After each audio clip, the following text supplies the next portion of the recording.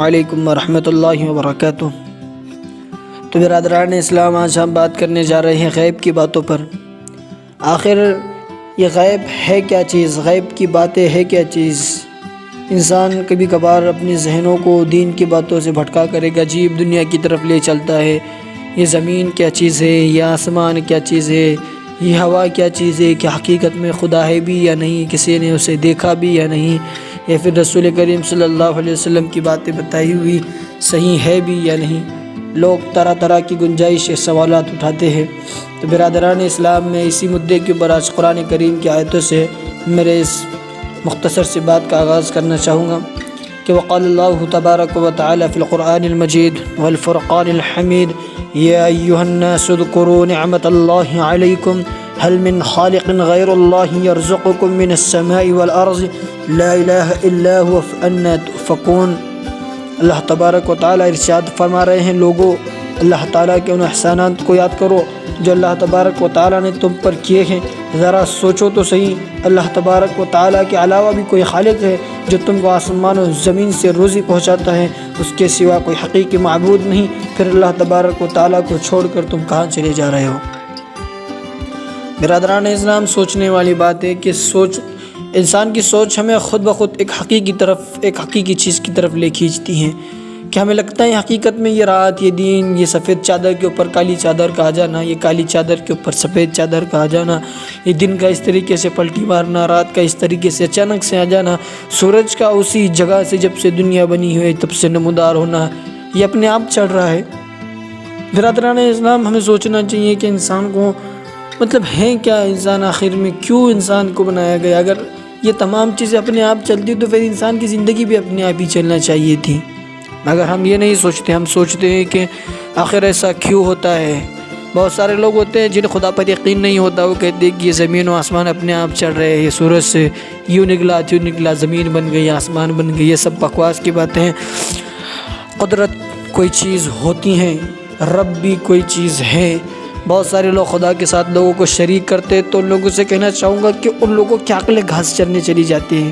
وہ کم عقل ہوتے ہیں وہ لوگ جو اللہ تبارک و تعالیٰ کے ساتھ کسی غیر معبود کو شریک کرتے ہیں۔ برادران اسلام، سوچنے والی بات ہے، جب ایک گاؤں کی دو سرپنچ نہیں رہ سکتی، جب ایک شہر کے دو آمدار نہیں رہ سکتے، جب ایک ریاست کے دو پی ایم نہیں رہ سکتے، تو برادران اسلام یہ دنیا کو چلانا ہے، اس دنیا کے دو معبود کیسے رہ سکتے؟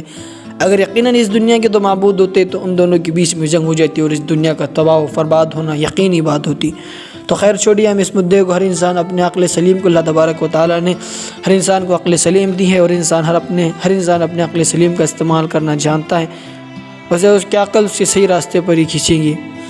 تو ایک قرآن کریم کی اور ایک آیت اسی مدعے کے اوپر بیان کرنا چاہوں گا کہ بدیع السماوات والارض ان یکون له ولد ولم تکن له صاحبہ وخلق کل شیء وهو بكل شیء علیم۔ اللہ تبارک و تعالیٰ کا ارشاد ہے کہ وہ زمین و آسمان کو بغیر نمونے کے پیدا کرنے والا ہے، ان کا کوئی اولاد نہیں ہو ان کی کوئی اولاد نہیں ہو سکتی، جبکہ ان کی کوئی بیوی ہی نہیں، اور اللہ تبارک و تعالیٰ ہی نے ہر چیز کو پیدا کیا ہے اور وہی ہر چیز کو جاننے والے ہیں۔ برادران اسلام، سوچنے والی بات ہے کہ یہ اتنا لمبا چوڑا کئی لاکھوں کلومیٹر فٹ لمبا آسمان بغیر ستون کی کھڑا ہوا ہے۔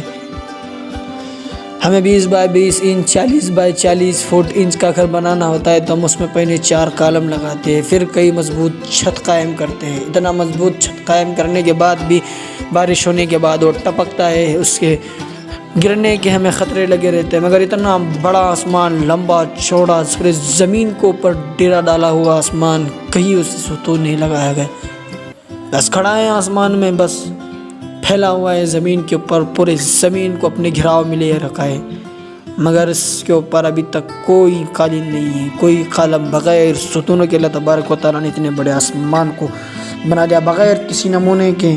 اللہ تبارک و تعالیٰ کی کوئی اولاد نہیں ہے جبکہ اس کی بیوی ہی نہیں، اور اللہ تبارک و تعالیٰ چیز کو پیدا کیا، یہ ہمارا ایمان ہے کہ اللہ تبارک و تعالیٰ نے ہر چیز کو پیدا کیا، اور یقیناً ہم تمام کو اس چیز پر ایمان رکھنا ہی یقینی بات ہے۔ جب تک انسان کا غیب کی باتوں پر ایمان نہ چلا جائے یقیناً اس کا ایمان پکا اور پختہ نہیں ہوتا۔ برادران اسلام، ہم چلتے ہیں حدیث نبویہ کی طرف۔ حضرت ابو ہریرہ کی حدیث ہے بخاری شریف سے عن ابی ہریرہ رضی اللہ تعالیٰ عنہ قال قال النبی صلی اللہ علیہ وسلم قال اللہ تعالیٰ یؤذن ابن آدم یصب الدہر وانا الدہر بید الامر اقلب اللیل والنہار۔ حضرت ابو ہریرہ رضی اللہ عنہ روایت کرتے ہیں کہ رسول کریم صلی اللہ علیہ وسلم کی ایک احادیث نبویہ ہیں، احادیث قدسی میں آپ اپنے رب کا یہ ارشاد مبارک نقل فرماتے ہیں کہ آدم کا بیٹا مجھے تکلیف دینا چاہتا ہے، زمانے کو برا بھلا کہتا ہے، حالانکہ زمانہ کچھ نہیں وہ تو میں ہی ہوں، میرے ہی ہاتھ میں زمانے کے تمام معاملات ہیں، میں جس طرح چاہتا ہوں رات اور دن کو گردش دیتا ہوں۔ جیسے کہ میں نے پہلے ہی میری بات رکھی کہ زمین اور آسمان یقیناً بغیر کسی چیز کے نہیں چلتے، اس کے پیچھے ہمیں سوچنا چاہیے کہ سورج مشرق کی طرف ہی کیوں ڈوبتا ہے، مشرق سے نکلتا ہے مغرب کی طرف ہی کیوں ڈوبتا ہے، کیوں روزانہ سورج مغرب سے نکلتا کیوں نہیں، مشرق میں ڈوبتا کیوں نہیں، یا پھر مشرق سے نکلتا کیوں ہے مغرب میں ڈوبتا کیوں ہے۔ اچانک سے رات کے 6 ساڑھے 6 بجنے کے بعد یہ آسمان، سفید آسمان جو ساری دنیا میں اپنی روشنی کو پھیلائے رکھتا ہے، اچانک سے اس کی روشنی نم ہو جاتی ہے، کیسے؟ اگر یہ تمام چیزیں اپنے آپ چڑھ رہی تھے تو پھر یہ ہمیشہ 24 گھنٹے صرف روشنی ہی روشنی ہونا چاہیے تھے۔ اگر یہ تمام چیزیں اپنے آپ چڑھ رہی تھی تو سورج کو مشرق سے نکلنے کی بجائے مغرب سے نکلنا چاہیے تھا۔ برادران اسلام، یہ کوئی بات نہیں ہے، یقیناً اللہ تبارک و تعالیٰ ہے ان تمام چیزوں کے پیچھے، ہمیں ان تمام چیزوں کے اوپر یقین رکھنا، یہی ہمارا پختہ ایمان کو بنائے رکھے گا۔ برادران اسلام، ہم باقی لوگوں کو دیکھ کر اپنی زندگیاں نہیں بدل سکتے، ان لوگوں سے ہم بہت الگ ہوتے ہیں۔ اللہ تبارک و تعالیٰ خود فرما رہا ہے کہ کل نفس ذائقۃ الموت، کہ ہر انسان کو موت کا مزہ چکھنا ہے، دنیا کے اندر انسان آیا ہے تو مرنا ہے۔ برادران اسلام، زندگی اگر انسان کو دی جاتی تو سمجھ آتا کہ یار زندگی ہے، مطلب کوئی مقصد نہیں ہے، پر اس کے پیچھے ایک موت دی گئی تو یقیناً اس کے پیچھے بہت بڑا مقصد ہے۔ اگر موت نہ ہوتی تو انسان من مانی چاہے حرکتیں کرتا، مگر موت ہے تو اس کا مطلب ہے کہ جو چیز دی گئی اس کا حساب بھی ہونا ہے۔ برادران اسلام، جب تک ہمارا ایمان غیب کی باتوں پر نہیں آئے گا تو یقیناً ہمارا ایمان پختہ نہیں ہوگا، انسان ہمیشہ اس خدشے میں لگا رہے گا کہ میں کر کیا رہا ہوں۔ ہمیں اللہ تبارک و تعالیٰ کی باتوں پر، رسول کریم صلی اللہ علیہ وسلم کی لائی ہوئی چیزوں پر ہمارا ایمان رکھنا یہ ہمارے لیے بہت ضروری ہے۔ فقط السلام علیکم۔